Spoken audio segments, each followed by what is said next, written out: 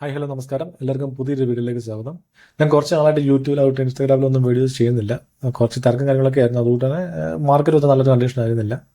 നമുക്ക് എന്തായാലും ഇന്ന് നമുക്കൊരു സൗത്ത് ഇന്ത്യൻ ബാങ്കിൻ്റെ ഒരു സ്റ്റോക്കിൻ്റെ അനാലിസിസ് വീഡിയോ ആണ്. അത് മുകളിലേക്ക് പോകാൻ ചാൻസ് ഉണ്ട്, അല്ലെങ്കിൽ ഒരു ബ്രേക്കൗട്ട് കൊടുത്ത് മുകളിലേക്ക് പോകാൻ ചാൻസ് ഉണ്ടെന്നാണ് തോന്നുന്നത്. എന്തായാലും ചാർട്ടിലേക്ക് പോകാം നമുക്ക്.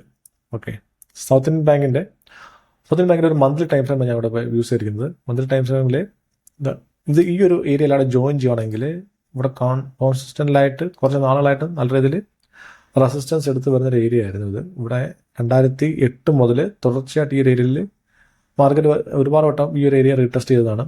സോ ലേറ്റസ്റ്റ് ആയിട്ട് വന്നത് 2024 ഫെബ്രുവരിയിൽ ടെസ്റ്റ് ചെയ്തു.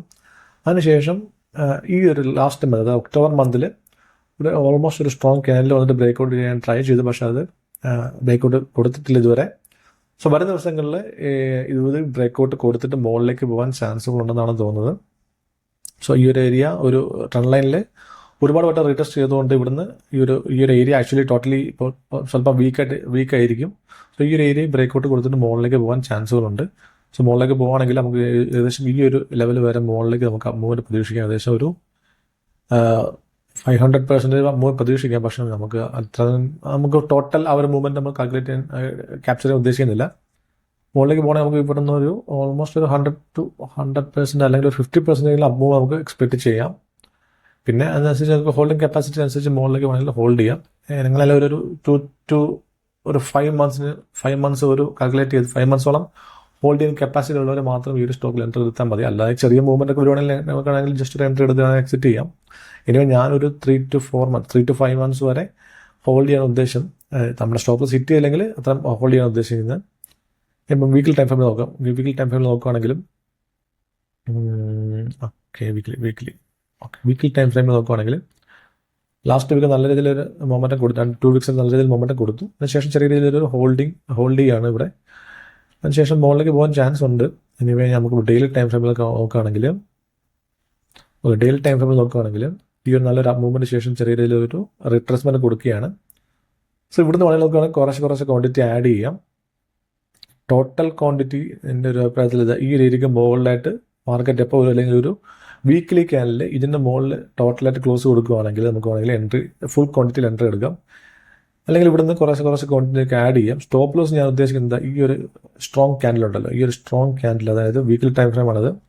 ഈ ഒരു സ്ട്രോങ് ക്യാൻഡിലിൻ്റെ ലോയിലായിട്ടാണ് ഞാൻ സ്റ്റോപ്പ് ലോസ് വെക്കുന്നത്.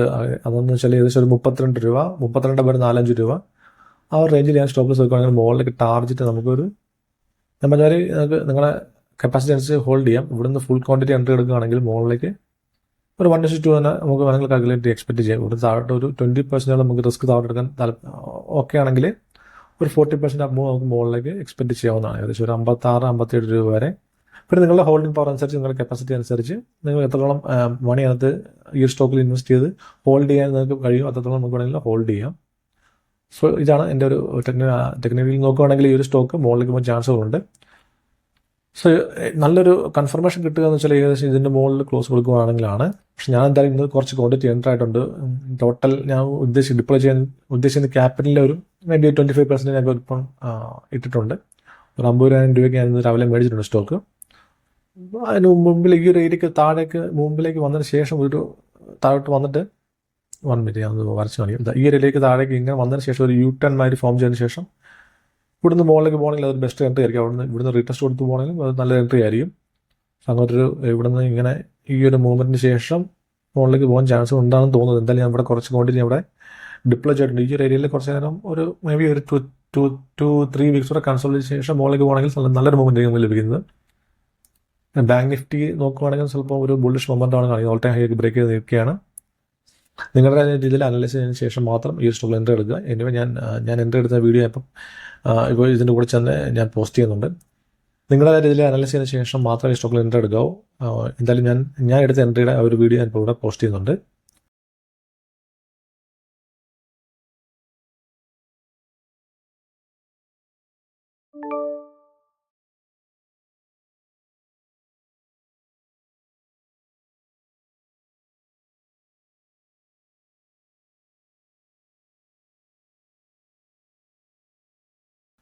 So that's it for today. Thank you so much for watching and have a good day.